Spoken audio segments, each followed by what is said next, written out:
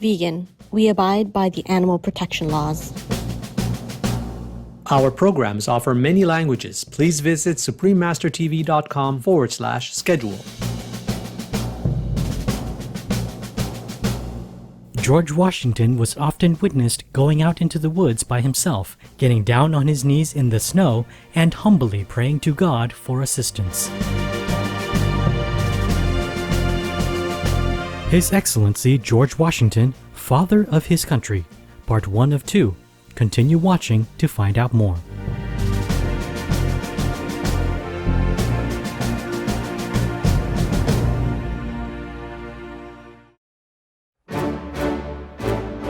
Warmest greetings, respected viewers. What a delight it is to share this beautiful day with such compassionate friends as you.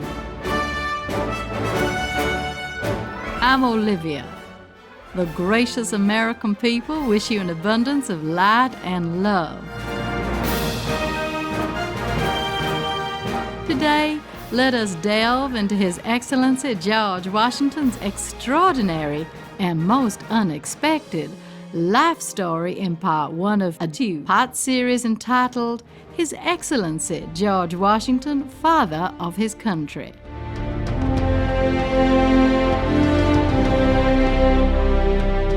Across the United States of America, 740 schools, a dozen colleges and universities, 26 mountains, 155 towns and counties, various bridges, parks, and forts, the $1 bill, the 25-cent coin, and the nation's very first postage stamps all commemorate His Excellency George Washington. In addition, a colossal sculpture at Mount Rushmore, an entire state, and the national capital stand proudly as memorials to the man who served as America's first president.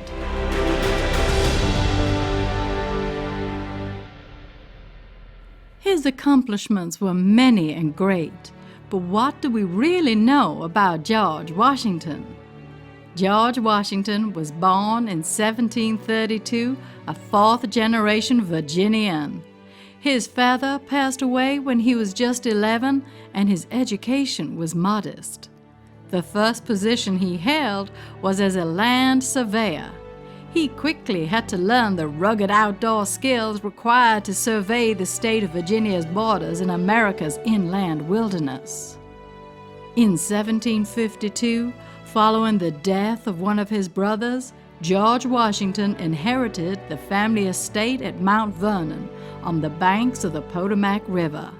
This would be his home for the rest of his life.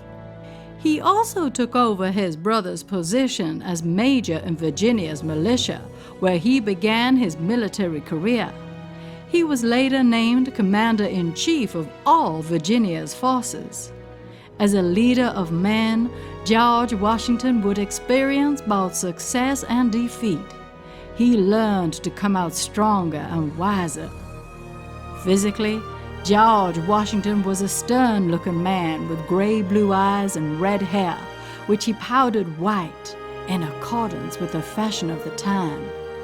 He had a striking figure, being slender and exceptionally tall for the period, standing at 6 feet 2 inches or 1.88 meters tall.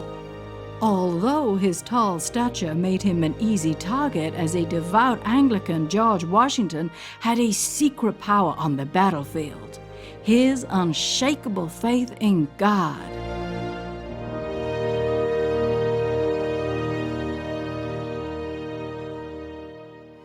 In 1755, after miraculously being protected and surviving the conflict, 23-year-old George Washington wrote to his brother John Augustine, "But by the all-powerful dispensations of Providence, I have been protected beyond all human probability and expectation." Subsequently, George Washington had established a steadfast reputation as a fearless young soldier. Moreover, It seems that God was preparing him for even greater accomplishments, as suggested by Presbyterian minister Samuel Davies. I may point out to the public that heroic youth, Colonel Washington, whom I cannot but hope Providence has hitherto preserved in so signal a manner for some important service to his country.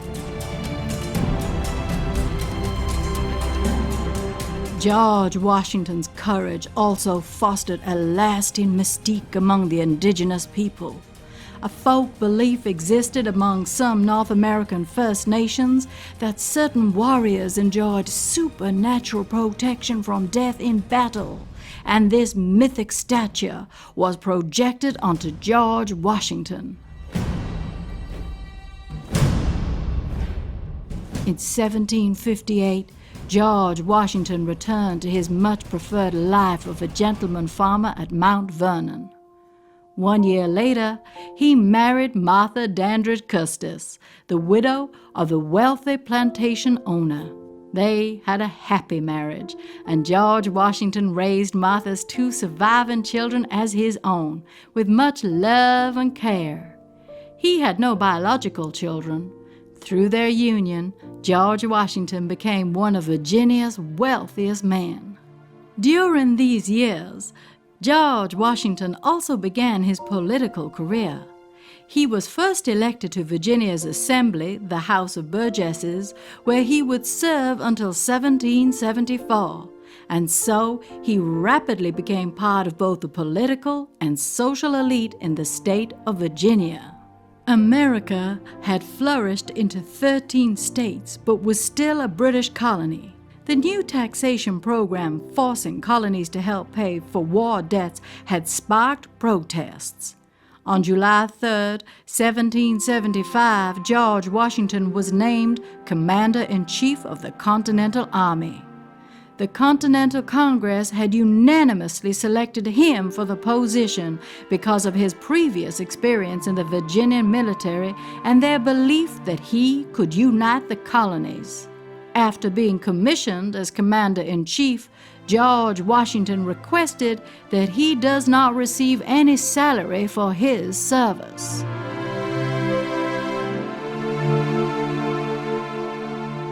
Amidst the conflict that continued for 8 long and grueling years, George Washington always remembered the vanquished and prayed for an end to the hostilities.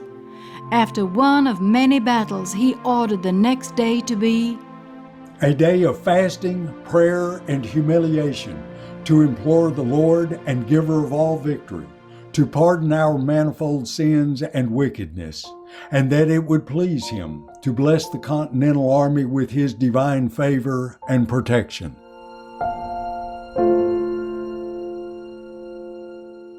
In Boston, George Washington had to face another challenge, smallpox, which had arrived in the city. He himself had been afflicted by the disease as a teenager and knew of its grave dangers. According to historian Ann Becker, George Washington forbade anyone from Boston from entering the military zone and thus prevented a disastrous epidemic among the Continental troops. As the disease spread, he ordered all soldiers to be vaccinated. Historian Elizabeth Fan stated that George Washington's controversial decision is one which must surely rank with the most important decisions of that time. On August 28, 1776, the Americans were nearly surrounded on Long Island. Under George Washington's orders, they tried to cross the East River to Manhattan. It is reported that an unusually thick daytime fog appeared just in time to allow this maneuver to be successful. Colonel Benjamin Talmadge later wrote, I do not recollect a more fortunate retreat. After all, the providential appearance of the fog saved a part of our army from being captured.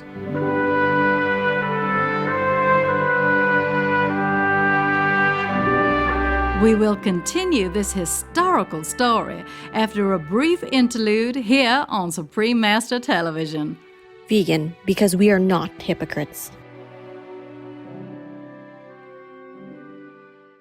Welcome back to His Excellency George Washington, Father of his Country, Part 1 of 2.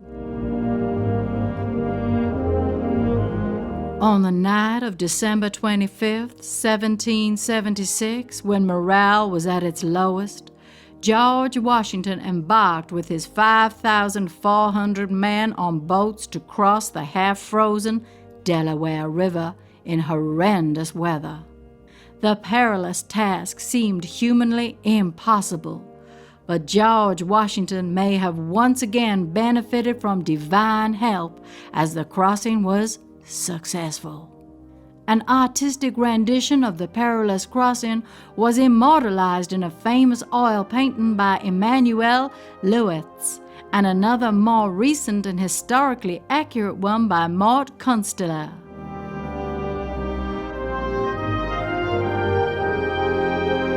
At the end of 1777, the Continental Army set up camp in Valley Forge, Pennsylvania for the duration of winter. They were short of supplies and faced hunger and illness amidst the bitter cold. It is said that George Washington often went into the woods by himself and humbly prayed to God for his country. A number of artists have depicted him at the Valley Forge kneeling in prayer. In one account, the Reverend Nathaniel Randolph Snowden, an ordained Presbyterian minister, wrote in his diary about a story he heard from Isaac Potts. "There," said he, "lay the army of Washington. It was a most distressing time of your war, and all were for giving up the ship. But that great and good man, in that woods, pointing to a close-in view, I heard a plaintive sound, as of a man at prayer. I tied my horse to a sapling, and went quietly into the woods, and to my astonishment, I saw the great George Washington on his knees, alone, with his sword on one side and his cocked hat on the other. He was at prayer to the God of the armies, beseeching to interpose with his divine aid, as it was ye crisis, and the cause of the country, of humanity, and of the world. Such a prayer I never heard from the lips of man. I left him alone praying. I went home and told my wife. I saw a sight and heard today what I never saw or heard before, and just related to her what I had seen and heard and observed. We never thought a man could be a soldier and a Christian, but if there is one in the world, it is Washington." She also was astonished. We thought it was the cause of God, and America could prevail. Indeed, under George Washington's staunch leadership, supplies began to come in, training was intensified, and once again, morale rose so the renewed American Continental men went on. On October 19, 1781, under Commander-in-Chief George Washington's astute leadership, the Continental Army experienced a momentous victory ending years of conflict. Peace negotiations began, and the United States was recognized as a free and independent nation on September 3, 1783, after the signing of the Treaty of Paris.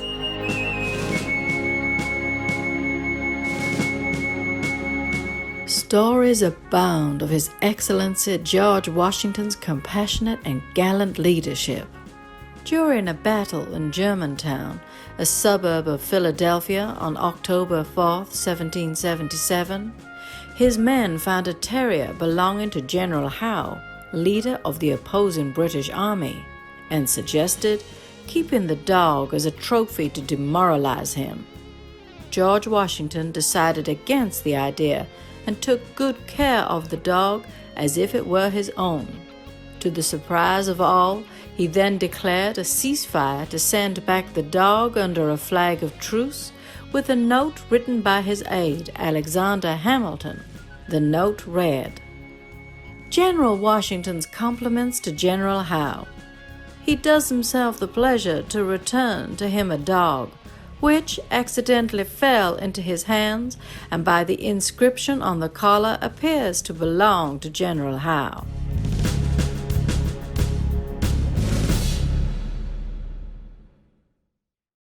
Earlier this year, the Robb collection revealed newly discovered letters written in 1783 by George Washington, ordering the release of the last and most consequential soldiers held in custody.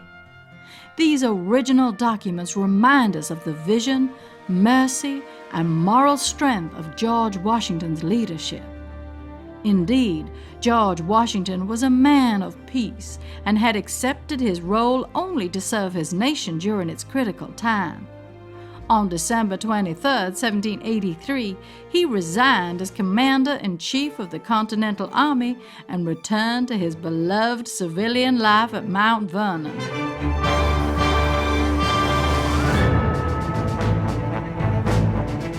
In 1787, the Constitutional Convention to decide how the American nation would be governed began in Philadelphia, and George Washington was elected to preside over it. At the beginning of the proceedings, he stated, "Let us raise a standard to which the wise and the honest can repair. The event is in the hand of God."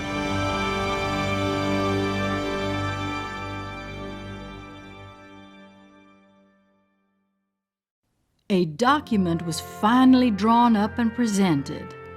After 4 months of intense debate, the current Constitution of the United States was finally ratified by the original 13 states: New Hampshire, Massachusetts Bay, Rhode Island, Connecticut, New York, Pennsylvania, New Jersey, Delaware, Maryland, Virginia, North Carolina, South Carolina, and Georgia. The states now had to decide who would be their new nation's first president, and George Washington was chosen unanimously, winning all 69 electoral votes. The American people knew that His Excellency George Washington did not seek power and honors, but rather sought personal integrity. He was morally opposed to excessive drinking, smoking tobacco, gambling, and profanity. He publicly encouraged people to pray. He was therefore the only man that the Americans would entrust with this new form of centralized power. His Excellency George Washington once again gave up his peaceful life in the countryside and traveled to the nation's capital, New York, to accept a new calling to serve his nation. On April 30th, 1789, the New York State Chancellor administered the very first presidential oath. George Washington was presented with the Bible, which he opened to Genesis 49. He placed his left hand on the open Bible, raised his right hand, and took the following oath. "I do solemnly swear that I will faithfully execute the office of the President of the United States, and will, to the best of my ability, preserve, protect, and defend the Constitution of the United States. So help me God." He then bent over and kissed the Bible in an act of reverence to the Almighty, who had faithfully guided and saved him countless times before. He proceeded to the Senate chamber to deliver the first ever inaugural address, which he opened by confirming his sense of duty. Fellow citizens of the Senate and the House of Representatives, among the vicissitudes incident to life, no event could have filled me with greater anxieties than that of which the notification was transmitted by your order. I was summoned by my country, whose voice I can never hear but with veneration and love, from a retreat which I had chosen with the fondest predilection. In a form of prayer, he stated, It would be peculiarly improper to omit in this first official act my fervent supplications to that Almighty Being who rules over the universe, who presides in the councils of nations, and whose providential aids can supply every human defect, that his benediction may consecrate to the liberties and happiness of the people of the United States, a government instituted by themselves for these essential purposes. He then continued, No people can be bound to acknowledge and adore the invisible hand which conducts the affairs of men more than the people of the United States. Every step by which they have advanced to the character of an independent nation seems to have been distinguished by some token of providential agency. We ought to be no less persuaded that the propitious smiles of heaven can never be expected on a nation that disregards the eternal rules of order and right, which heaven itself has ordained.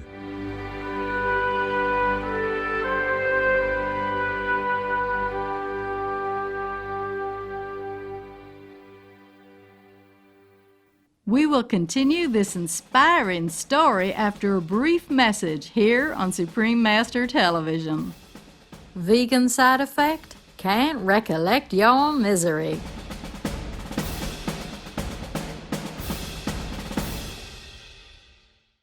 Welcome back to His Excellency George Washington, Father of his Country, Part 2 of 2. Both swearing the oath on the Bible and giving an inaugural address were ceremonial actions invented by His Excellency George Washington that have largely been followed since 1789. Immediately after his inaugural address, President Washington and the entire Congress proceeded to St. Paul's Chapel to hear a service performed by the Chaplain of Congress. On October 3, 1789, recognizing the duty of all nations to acknowledge the providence of Almighty God, President Washington declared November 26th as a day of public thanksgiving. This later inspired His Excellency Abraham Lincoln's 1863 Thanksgiving Proclamation.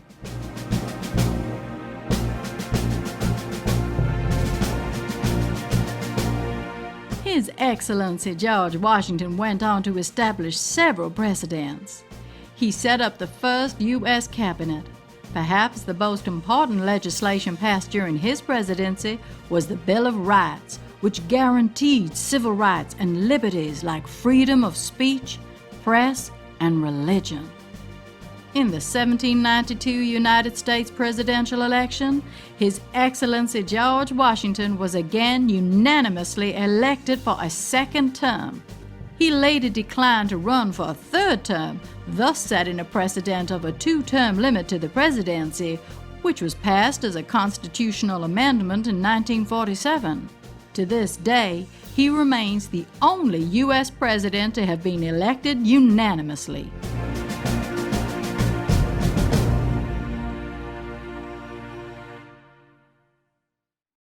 On September 19, 1796, he delivered a farewell address, which is still considered to be one of the most important documents in American history.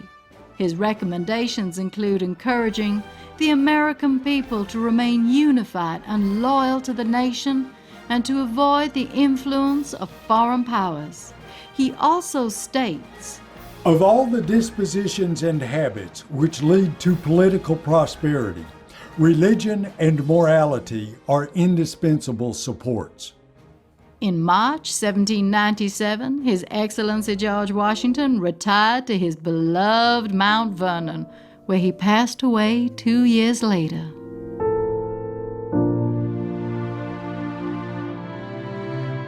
As one of the founding fathers of the United States, His Excellency George Washington is often referred to as the Father of his country, in recognition of his capital role in the formation of the nation. The National Day of Prayer is observed every year on the first Thursday in May and holds special meaning for the American people. It is a day of remembrance of God and of the founding fathers of the United States who sought divine wisdom. People of all faiths gather together and pray for God's guiding hand to once again lead the nation's way forward. His Excellency George Washington's integrity, self-discipline, courage, and respect for others inspired admiration and trust in the people and made him a popular and cherished president. Dr. James Thatcher wrote, "It was not difficult to distinguish him from the others.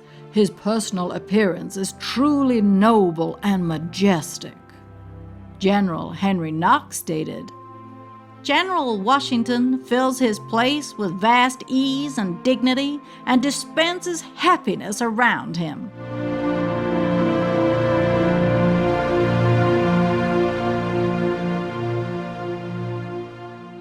In a recent conference with Supreme Master Ching Hai, Master graciously revealed her fascinating relationship with His Excellency George Washington. We were wondering if Master has ever been a U.S. president in the past, or even one of the founding fathers. Why you keep asking this kind of question? I cannot even prove it. Yeah, I know.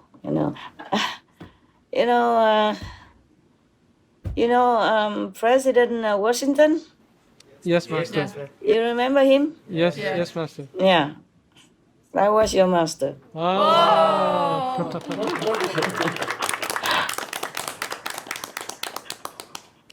Surprised you, huh? Yeah. Maybe that's why I can talk politics these few days.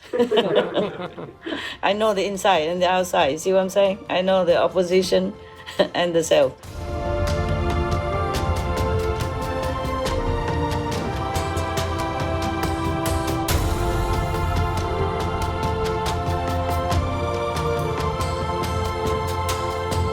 With deep awe and admiration, we are grateful for the noble legacy of His Excellency George Washington, who founded America on God's laws.